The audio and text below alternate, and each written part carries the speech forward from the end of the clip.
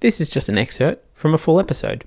If you enjoyed what you hear here, go check out other full episodes, either on YouTube or as part of the podcast feed. Enjoy!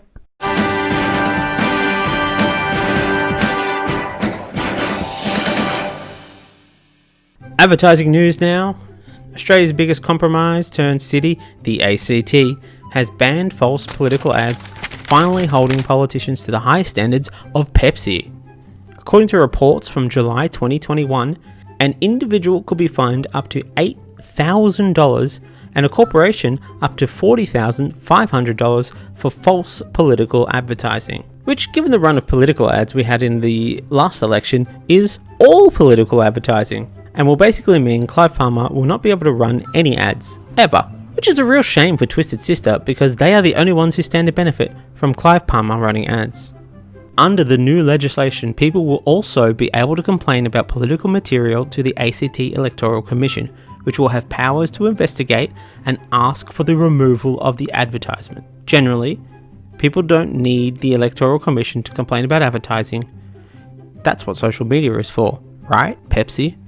But it is good to hear that there might be some possible consequences for telling lies to the public. Definitely a novel idea for most politicians. Let's not get too excited though. The legislation will only apply to authorised political material, that is, paid for ads or promotional material by a politician or political entity. So Sky News can still continue as normal then. You don't need to make up things about your opponent when the press will do it on your behalf. But most importantly, this means that individuals' post on social media or an opinion piece published in a newspaper would not be subject to the new laws. Not to mention, the most popular and incendiary shows on outlets like Sky News are the opinion shows masquerading as news shows.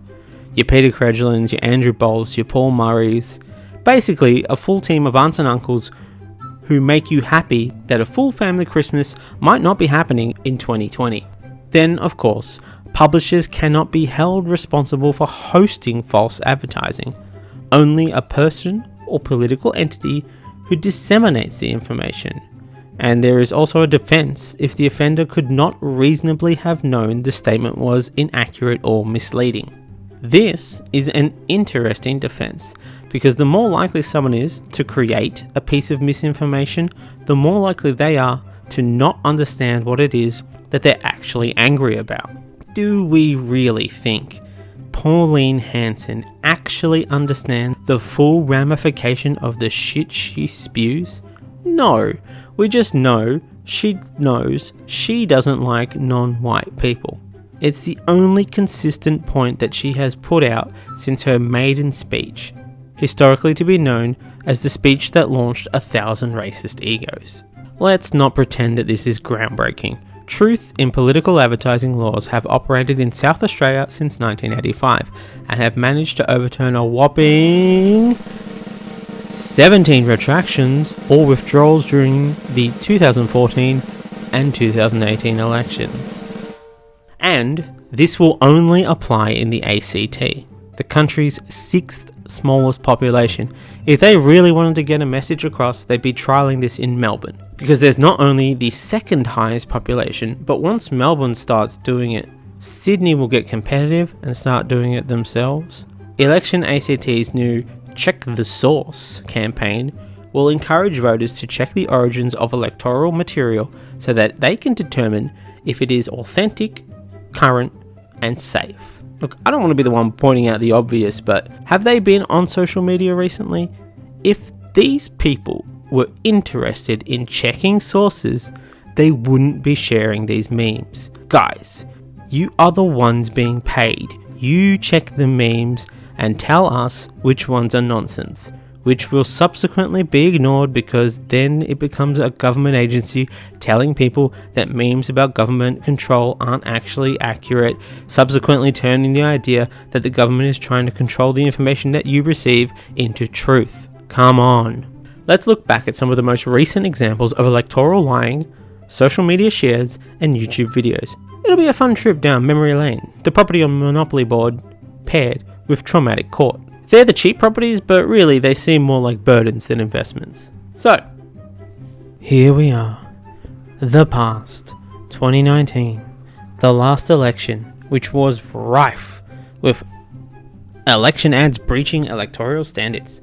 There were 500 complaints, of which 87 cases of unlawful advertising were found. Apparently this Lib National ad, Labor's new retirement tax, higher small business taxes and other new taxes will take more than $200 billion from the pockets of Australians. was not considered a violation when it claimed the ALP will be putting a retirement tax in place, when the truth was that there was no retirement tax. Rather, it was merely an adjustment of franking credits. This is a worse manipulation of facts than when Obi-Wan tried to rewrite the past concerning what he told Luke Skywalker about his father.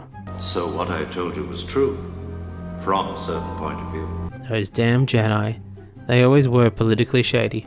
Then it gets weirder when you dive into independent parties and non-party supporters like these guys. The Involuntary Medical Objectors Party. Don't let all that fancy talk be fooling you. They are the anti-vax party. As much as I support not forcing welfare recipients to jump through ridiculous hoops so that they don't have to suffer in order to make the difficult choice of rent or food, people should be getting vaccinated.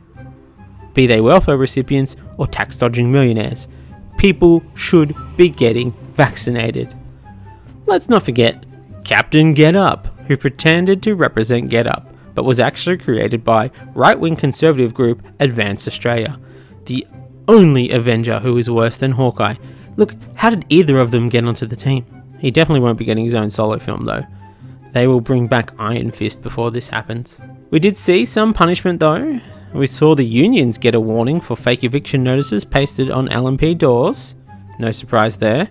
Given they aren't allowed to outright lie anymore, they will have to incorporate more subtle lies. You know, like regular advertising.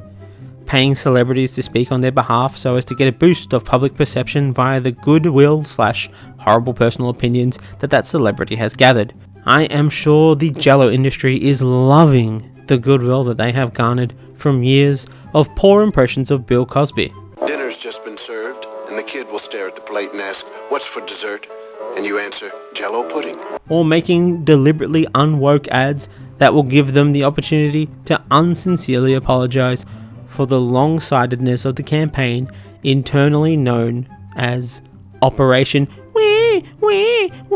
Free Money, thank you. And then followed up with a concerningly woke overcorrection, which presumably for a group like One Nation means only insulting two populations. So they're doing really well comparatively.